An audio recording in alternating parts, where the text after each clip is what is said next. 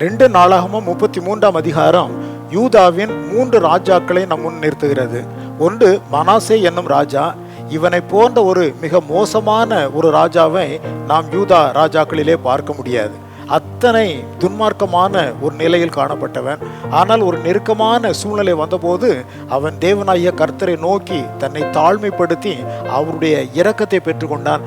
அதற்கு பின்பு அவனை போன்ற ஒரு நல்ல ராஜாவாகவும் யாரும் இருந்ததில்லை என்கிற நிலைக்கு அவன் தன்னை உயர்த்தி கொண்டான். இரண்டாவதாக அவனுடைய குமாரனாகிய ஆமோன் என்கிற ராஜா. ஆனால் அவன் தன் தகப்பனுடைய முந்தின நாட்களை கை கொண்டான் அல்லாமல் பிந்தின காலத்தை கை கொள்ளாததினால் அவன் சீரற்ற நிலையிலே கடந்து போனான். மூன்றாவது ராஜா யோசியா என்பவர். இவர் தன்னுடைய தகப்பனாகிய ஆமோனுடைய தகப்பன் மனாசே அவர் தாத்தாவாக இருந்தபோது அவருடைய மடியிலே தவழ்ந்ததான ஒரு குழந்தையாக இருந்திருக்க வேண்டும். ஆகையினால் அவருடைய பிந்தின நாட்களுடைய நடவடிக்கைகளை கை கொண்டு தேவனுக்கு மிக பிரியமாக விளங்கினார். பாவம் செய்வது மனித இயற்கை, மனம் மாறுவது தெய்வீகம், அதில் நிலைப்பது உன்னதம், அது உருவாக்குவதுதான் சிறப்பான வருங்காலம். அதற்கு மனாசேயும் யோசியாவும் ஒரு பெரிய அடையாளமாக விளங்குகின்றார்கள்.